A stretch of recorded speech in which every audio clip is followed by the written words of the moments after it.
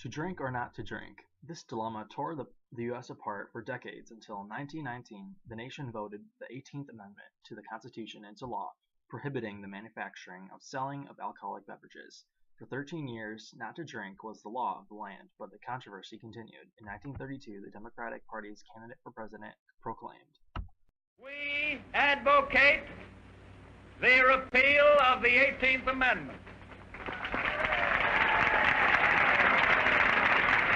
Now President Roosevelt in the Cabinet Room, the White House, is about to sign the long-awaited beer bill.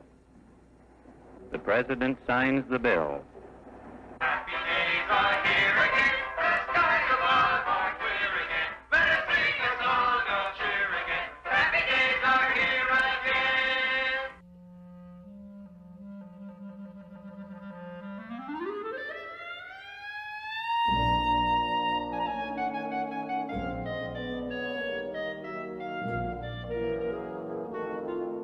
The Roaring Twenties were a time of great cultural advancements like jazz music, radio communication, movies, and Prohibition.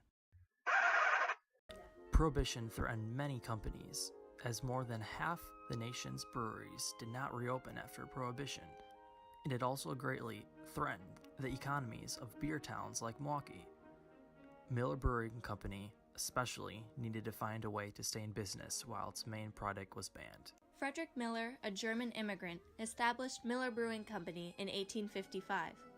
Its location in Milwaukee's Miller Valley allowed it to access farms nearby. The company managed to grow and thrive for years, pioneering in the mechanical packaging of beer bottles. While this company grew, the temperance movement grew as well. Many Milwaukeeans were against Prohibition, but there was also a strong coalition that supported it. The coalition consisted of feminists fighting domestic abuse against women, which they saw as rooted in drunken male behavior, and medical reformers who understood alcohol addiction as a health issue. Prohibition was also supported by teetotaling Protestants and xenophobes.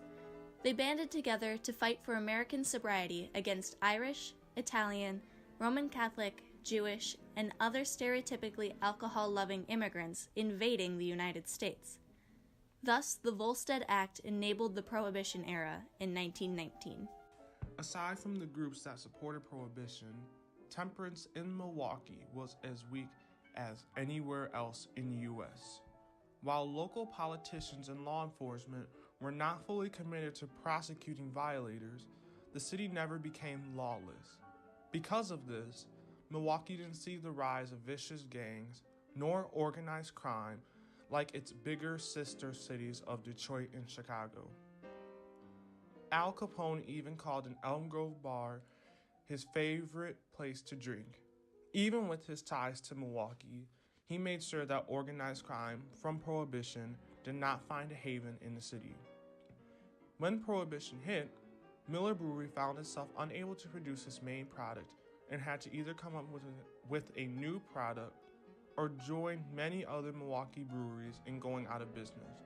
So, Miller Brewery started to produce other products like sodas, malts, and near beer, a type of alcoholic drink that was too low in alcoholic content to make it truly alcoholic. To fit the new production line, Miller Brewing Company changed its name to Miller Products Company. Milwaukeeans could buy beer from neighborhood producers and drink at home. They did this by waiving a membership card at the locations of the speakeasies operating as private clubs. Some German restaurants brewed beer in their basements. For Milwaukee, Canada was the source of the good stuff: premium whiskey, rum, and even European wine. One of the biggest busts of Prohibition was when the U.S. Coast Guard boat found one of their prize catches, a Canadian steamship loaded with liquor barrels, seized off the coast of Milwaukee. Those against Prohibition in Milwaukee were very excited to change the Volstead Act. In 1926, Wisconsin voters approved a referendum to amend the Volstead Act to allow the manufacturing of drinks with a higher alcohol content. Then, in 1929, Wisconsin voters approved the Severson Act, an act which repealed Wisconsin's ability to enforce prohibition. This inspired Wisconsin Senator John J. Blaine to propose a constitutional amendment to repeal the Volstead Act. In 1933, Congress passed the 21st Amendment to repeal prohibition. This was truly a win for businesses like Miller Brewing Company, which, unlike many other breweries, managed to survive all the way through Prohibition.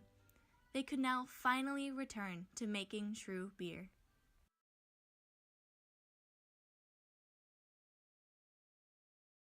Ha ha ha ha!